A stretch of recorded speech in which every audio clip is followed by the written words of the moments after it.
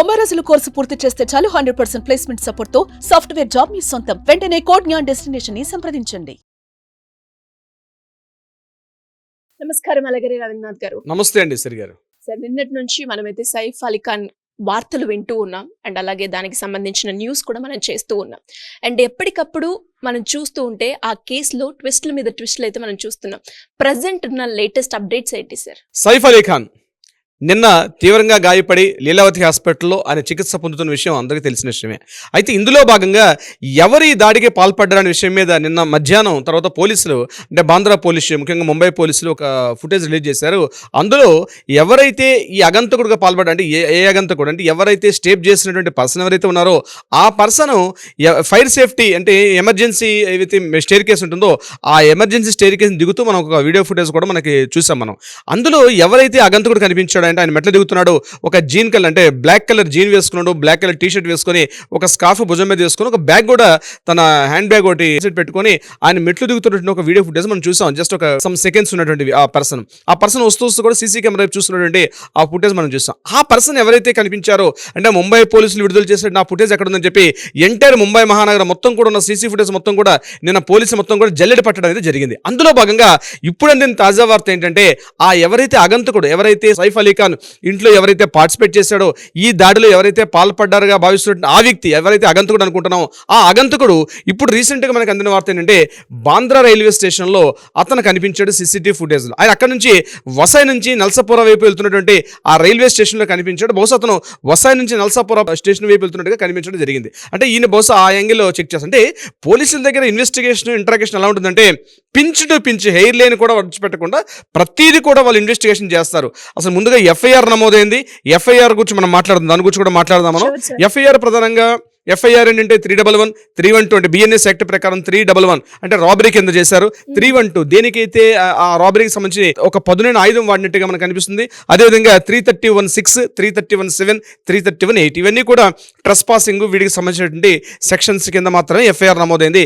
ఎవరైతే ఆ ఇంట్లో పనిచేస్తున్నటువంటి పని మనిషి అంటే హోమ్ టేకర్ ఎవరైతే ఉన్నారో ఫిలిప్ అని చెప్పి ఆ ఇంట్లో ఉన్నటువంటి పని మనిషి ఇచ్చేటువంటి వాంగ్మూలాన్ని ఆధారం తీసుకొని అంటే ఆ సెంటెన్స్ ఆధారంగా తీసుకొని ఎఫ్ఐఆర్ని నమోదు చేశారు సైఫ్ అలీ ఖాన్ ఇంట్లో జరిగిన సంఘటన మీద. ఇప్పుడు ఆయన లీలావతి హాస్పిటల్లో కూడా ఆయన చికిత్స పొందుతున్నారు. అయితే అందరికీ క్యూరియాసిటీ ఏంటంటే ముంబై అంటేనే అందరికీ హడల్. యాక్చువల్గా ఇదేదో ఎవరో తెలియకుండా అగంతకుడు వచ్చాడు, ఇంట్లో రాబరీకి వచ్చాడు, రాబరీకి ప్రయత్నం చేశారంటే ప్రజలెవరు కూడా దీన్ని అంత తొందరగా డైజెస్ట్ చేసుకోవట్లేదు. ఎందుకంటే ముంబై మహానగరం అంటేనే అండడానికి బాగా ప్రసిద్ధి పొందింది. అంటే మాఫియాడానికి అండడానికి బాగా ప్రసిద్ధి, అంటే బాగా ఫెమిలియర్ ఉన్నటువంటి టౌన్ అది. ముఖ్యంగా పొలిటీషియన్స్ కావచ్చు, బిజినెస్ మెన్స్ కావచ్చు, ముఖ్యంగా సినిమా యాక్టర్స్ వీళ్ళ మీద దారుణంగా దాడులు జరిగిన సంఘటనలు ఉన్నాయి. రీసెంట్గా సల్మాన్ ఖాన్ పైన కూడా ఇప్పుడు బిష్ణోయ్ చేసినటువంటి ఆయన యొక్క ముఠా సభ్యులందరూ కూడా బిష్ణోయ్ చేసినట్టుగా కూడా తెలిసింది. అది కాకుండా రీసెంట్గా పొలిటీషియన్ బాబా సిద్దికి హత్య కూడా ముంబై మహానగరంలో జరిగింది. అటు సిద్దికి హత్య జరిగిన సంఘటన తర్వాత సల్మాన్ ఖాన్ మీద అటాక్ జరగడం. అట్ ద సేమ్ టైం అంతకుముందు మనకి బాగా తెలుసు గుల్షన్ కుమార్ అని చెప్పి టీ సిరీస్ అధినేత, ఆ టైంలో ఒక సంఘటన జరిగింది ఒక 20 years బ్యాక్.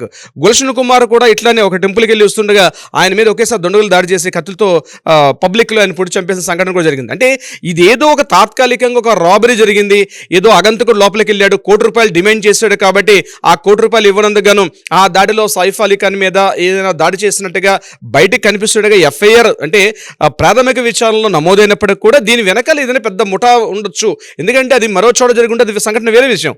ప్రధానంగా ముంబై లాంటి మహానగరం పూర్తిగా హై సెక్యూరిటీ, అంటే పొలిటీషియన్స్ కానీ అదేవిధంగా నేను చెప్పినట్టు బిజినెస్ మెన్స్ కావచ్చు, సినిమా యాక్టర్స్. బాంద్రా వెస్ట్ అంటేనే హైయెస్ట్ రిచెస్ట్ ప్రాంతం అనమాట. మన హైదరాబాద్ ఎలా అయితే మనం జూబ్లీ హిల్స్, బంజారా హిల్స్ అంటామో ఇంతకు మించి ఉన్నటువంటి పవర్ఫుల్ ప్రదేశం అనమాట.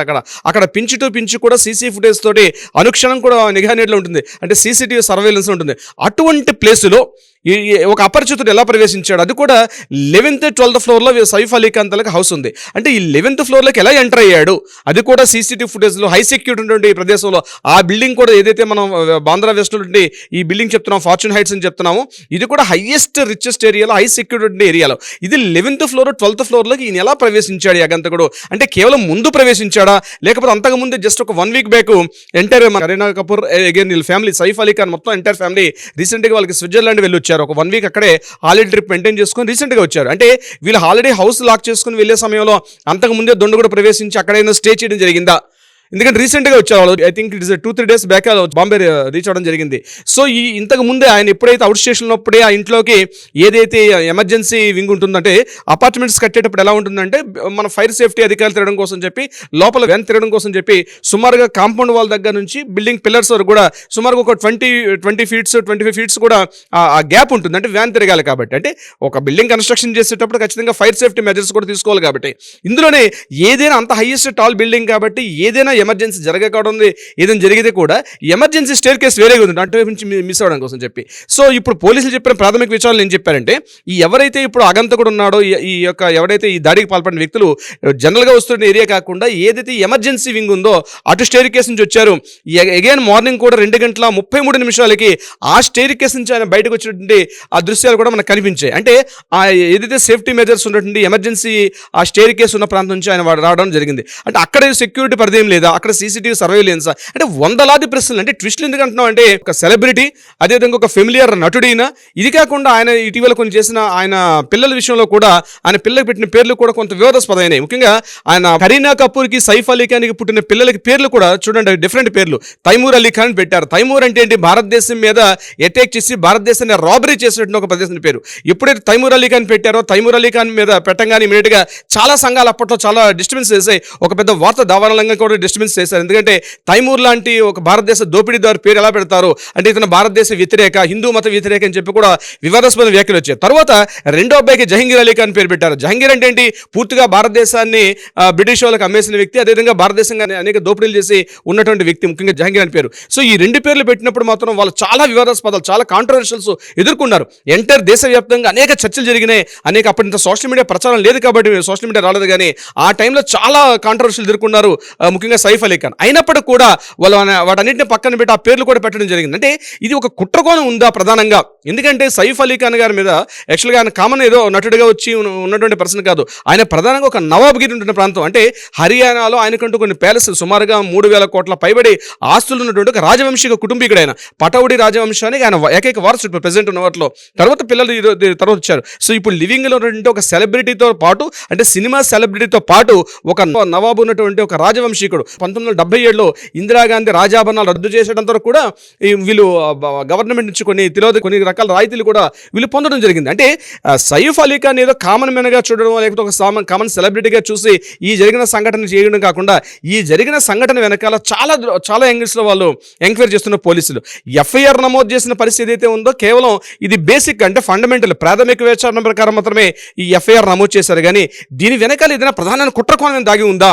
ఆ కుట్రకోణం కూడా ఏంటంటే మాఫియా డాన్స్. ఈ ఇటీవల కాలంలో 90లో 1990s ఆ టైంలో, ముఖ్యంగా ఆ టైంలో మనకి దావూద్ ఇబ్రహీం లాంటి మాఫియా డాన్స్, అండర్ డాన్స్ ప్రభావితంగా ఉన్నటువంటి ముంబై లాంటి అటువంటి దీనిలో గడిచిన ఒక దశాబ్ద కాలంలో చాలా తగ్గింది ఆ ప్రభావం. కానీ మరలా అటువంటిది ఏమైనా డెవలప్ అవుతుంది. మనం పోకిరి సినిమాలో చూసే ఉంటాం, ఒకసారి డైలాగులు కూడా ఉంటాయి, ముంబై లాంటి ప్రదేశం ఇప్పుడు ప్రశాంతంగా ఉంది, ఈ టైంలో దాని డిస్టర్బెన్స్ కొత్త వాళ్ళు వస్తున్నారని చెప్పి. అంటే ఇది కేవలం ఏదో దారిదోపిడి దొంగ, లేకపోతే అపరిచితుడు ఒక అగంతకుడు లోపలికి ప్రవేశించి ఏదో డబ్బుల కోసం ₹1 డిమాండ్ చేస్తూ సైఫ్ అలీ ఖాన్ని పొడిచే యాంగిల్లో కాకుండా చాలా యాంగిల్స్ ఉంటాయి. అంటే ముంబైలో జరిగిన సంఘటన విషయం అంటేనే, ఎందుకంటే భారతదేశంలో హైయెస్ట్ రిచెస్ట్ ప్రాంతం, భారతదేశానికి ఒక వాణిజ్య కేంద్రం ముంబై లాంటి నగరం ఏరియాలో ఇది కూడా రిచెస్ట్ ప్లేస్. అది కూడా ఒక సెలబ్రిటీ, అతను హైయెస్ట్ సెలబ్రిటీ ఒకటే కాబట్టి ఇది నాట్ ఓన్లీ ఫిల్మ్ ఇండస్ట్రీలో సెలబ్రిటీ కాకుండా ఆయన వ్యక్తిగతంగా కూడా కొన్ని వేల కోట్లకు అధిపతి అయిన, అంటే ప్రపంచవ్యాప్తంగా స్విట్జర్లాండ్ మొదలుకొని అనేక ప్రదేశాలు ఆయనకి చాలా ఆస్తులు కూడా ఉన్నాయి. అంటే ఇది కేవలం ఈ యాంగిల్లో కాకుండా కంప్లీట్గా మరొక వేరే దృక్కోణంలో కూడా చూస్తున్నారు. అయితే కంప్లీట్గా పోలీసులు ఏదైతే ఉన్నారో ఇండియన్ పోలీస్ వ్యవస్థ మాత్రం 100% మాత్రం హైలీ టాలెంటెడ్ పర్సన్స్ కూడా ఉన్నారు దీనికి సంబంధించి. అది ఏమి జరిగింది, ఈ అగంతకుడు దొరుకుతుంది డెఫినెట్గా. నేను కూడా విత్ ఇన్ కపుల్ ఆఫ్ డేస్లో కపుల్ ఆఫ్ అవర్స్లో అగంతకుడే దొరికేస్తాడు ఖచ్చితంగా. ఆయన ఎక్కడ దాక్కున్నా, అంటే ఎంత మూల నక్కున్నా సరే ఖచ్చితంగా బయటకే తీసుకొస్తారు పోలీసులు. కానీ దీన్ని అనుకునే యాంగిల్ తీసుకెళ్తారా, మీడియాలోకి వస్తుందా, అసలు దీని వెనకాల కుట్రకోణం ఏమి ఉందా అనే విషయం మీద కూడా పోలీసులు ఇంటరాగేషన్ అయితే చేస్తారు. అయితే ఏదేమైనప్పటికీ ఫైనల్ మనం చెప్పుకునేది ఏంటంటే, ఏదైతే ఈ సంఘటన జరిగిందో, ఎస్పెషల్లీ ఈ ₹1 డిమాండ్ చేశాడని చెప్పి ఆమె ఏవైతే ఇంట్లో ఆ పని మనిషి ఇచ్చిన ఎఫ్ఐఆర్ రిపోర్ట్ ప్రకారం చెప్పడం ఏంటంటే ₹1 డిమాండ్ చేశారని చెప్పి. ₹1 డిమాండ్ చేసినప్పుడు ₹1 ఇవ్వకపోతే ఆయన ఇమీడియట్గా అటాక్ చేశారు సైఫ్ అలీ ఖాన్ మీద. ఆ దాడిలో 20 దాడిలో ఆయనకి దెబ్బలు తేలే, నాకు కూడా దెబ్బలు తేలని చెప్పి ఆమె కూడా చూపించింది.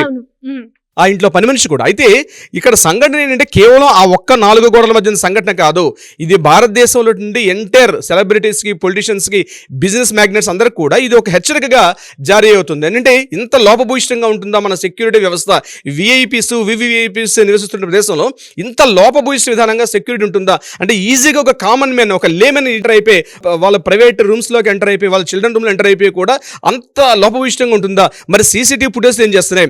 ముంబై మహానగరం లాంటి ఏరియాలో 24/7 హైలీ సెక్యూరిటీ పెట్రోలింగ్ నడుస్తూ ఉంటుంది. అంటే పోలీసుల కంట కూడా కనబడకుండా పనిచేస్తారా, లేకపోతే అక్కడైనా వర్కర్స్ పనిచేస్తారా, దీని వెనకాల నిజంగానే వైష్ణవతాగా గ్యాంగ్ ఉందా? ఇన్ని యాంగిల్స్లో అక్కడ పోలీసులు ఎంక్వైరీ చేసే పనులు అయితే ఉన్నారు కంప్లీట్గా. అయితే ఏదేమైనప్పటికీ కూడా ఇప్పుడు మనం దొరికిన అప్డేట్ ఇన్ఫర్మేషన్ ప్రకారం ఏదైతే బాంద్రా రైల్వే స్టేషన్లో అగంతకుడు తాలూకా చిన్న చిన్న ఇమేజెస్ మనకు కనిపించే, ఏదైతే నిన్న సీసీటీవీలో నిన్న పోలీసులు రిలీజ్ చేసినటువంటి ఆ ఫుటేజ్లో ఉన్నటువంటి ఆ అగంతకుడు ఇప్పుడు మరలా బాంద్రా రైల్వే స్టేషన్లో కనిపించడం వెరీ ఇంట్రెస్టింగ్. అతను వసైట్ నల్సంపుర ఏరియాకి వెళ్తున్నట్టుగా ప్రయాణిస్తున్నట్టుగా కనిపిస్తుంది. కాబట్టి ఇంకోటి ఏంటంటే రైల్వే స్టేషన్స్ బయట ఆటో డ్రైవర్స్ గాను ప్రతి బస్ స్టాప్లో ఉన్న ప్రతి ఆటో డ్రైవర్ను కూడా పోలీసు ఇంట్రాగేషన్ చేస్తున్నారు ఈ అగంతకుడు తాలూకా ఫుటేజ్ సంబంధించి.